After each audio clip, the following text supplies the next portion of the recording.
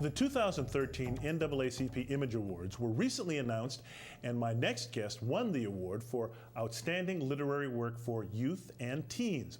The book, Obama Talks Back, Global Lessons, a Dialogue with America's Young Leaders, provides a rare glimpse into the private letters sent to the president, along with his responses. It is the most comprehensive collection of correspondence ever assembled as a book in the history of our nation for a sitting president. Joining me this morning to give us the backstory on how this book came to be is Tony Rose. He is the publisher and CEO of Amber Communications. Welcome to Urban Update, Tony. Thanks for coming in. Thank you, Brian. It's wonderful to be here. I should say thanks for coming in and being with us on Skype. You're in Phoenix, Arizona. Warm Phoenix. Lucky you. Tony, sort of give us the background on how you put this book together. You and Gregory Reed, the writer, put together the book, Obama Talks Back, Global Lessons, a Dialogue with America's Young Leaders. What's it all about? Well, you know, when I was a very young guy in Los Angeles, back in the early 70s, I met a guy named Clive Davis. He was pretty famous then. And so I was introduced to him, and so I had a question. So I said, Mr. Davis, how do you get a hit record? And he said, work with a genius. Found that interesting. And during my life, I've worked with numbers of geniuses, from Maurice Starr in Boston, Prince Charles Alexander, Cuba Gooding from The Main Ingredient, worked at RCA Records. Had a wonderful journey in life because I made sure that my talents combined with other people's talents. Now, Gregory J. Reed Esquire, is an attorney out of Detroit, Michigan. He's done numerous wonderful things. He's executive of the Rosa Parks estate. He's worked with Nelson Mandela. He's done quite a few things that have been positive and instrumental in bringing our history to the forefront in the United States of America. So I've known Gregory for about 10 to 12 years, and he came to me back in August in a rush. And at that time, I was coming into Boston.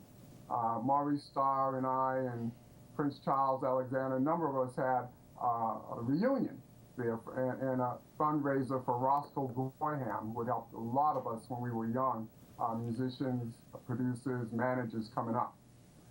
And he kept calling. He called about the book and not about this book, and you know, and I was busy doing that, so I got back to him after September 8th when we did that show. And he said he had a book on president with letters from children that went to the president. The president had written them back. Now, immediately, I understood the historical significance of that. Now, this we're talking about children writing to the president and the president writing back. Is that what this book is? That's what that book is. Students across the United States of America, who Gregory Reed's foundation, keeper of the word foundation, instigated that. He reached out to a few hundreds of schools in the United States of America and asked the children to write to the president and give their thoughts on a number of subjects pertaining to things they wanted to see this new president do, because this was a new president in 2009 when this began. Can you recall some of the things that these kids asked the president? There were things about education, race relations within the community, violence, inspiration, how to make the world a better place, how to make America a better place, making sure that this world would be a good world for them to live and work in and accomplish their goals in. There were a number of subjects that the president talked about to them, that they asked the president wrote back concerning their future and the future of America as he saw it. Now, was the president... Oh, go ahead. I'm saying, excuse me for interrupting. Now, was the president writing these letters with responses back to these kids, knowing that this was part of a book, or is this something that he was he was just doing, and that the author, Mr. Reed, just picked up on and got the material. Yeah, I believe that the president didn't know it was a book, although we have a letter from the president and the first lady. We sent the books to them, and Gregory received a letter just yesterday from the president of the United States of America and our first lady, Michelle Obama, praising the book, thanking Gregory for the work he had done and what he had done with those letters, and back and forth. And in the book also, it's all the speeches of the president, his quotes, statements. It's a book dedicated to his life's work up to the second campaign. Okay, we're going to take a little break here, Tony. When we come back, I'm going to have more conversation with my guest about Obama Talks Back, Global Lessons, a dialogue with America's young leaders when Urban Update returns. Stay with us. We'll be right back. And we're back talking with Tony Rose, the publisher of Obama Talks Back, Global Lessons, a dialogue with America's young leaders. Tony, we were talking about this book, which is really, I think, a fascinating idea here. Young children writing to the president writing back. Now, one question that's been on my mind: why do you think the president? Why is he doing this? Why would he do something like this? The president is a busy man. He's got many issues to deal with. Why would he sit down and take the time to write letters back to children? I think if you know the president, that he uses every minute of the day. That the children of this country are very important to him. He's a father. He's made that statement many times. I think in a 24-hour day, he probably uses up 20 to do things, to think, write, talk. If you've noticed, he has enormous energy, so he goes from place to place. So I think that he had the time and he did it. Do you know how many letters approximately we're talking about? Is it in responses? Is it half a dozen? Is it a few dozen? How many are in the book approximately? It's about 100 letters. About 100 letters. Now these are letters he wrote back and forth. Back and forth, responding to them about during the first term, correct?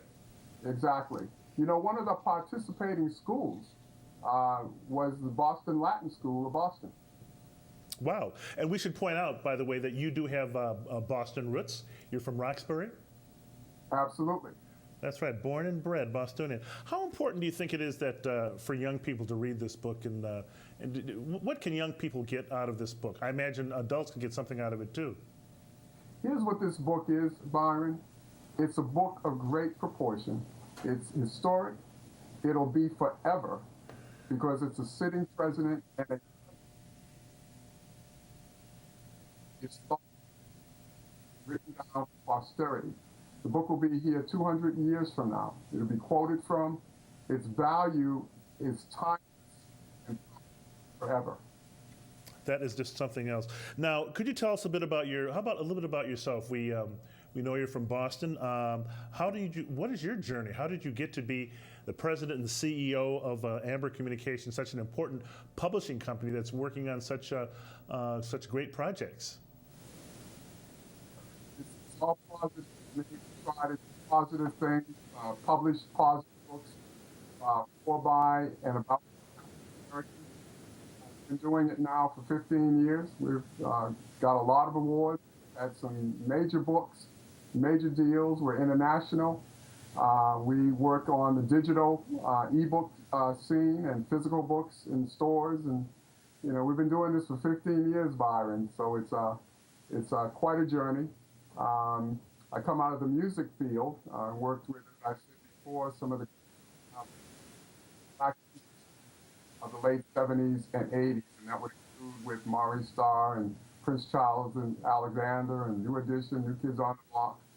All the great acts that came out of there, we began on and are responsible for, and I worked with. Tony, what message do you think the president is sending when he responds to these children? I mean, is he talking to just children, or is he sending a bigger message out to adults as well? He's sending a large message to the whole country through this book.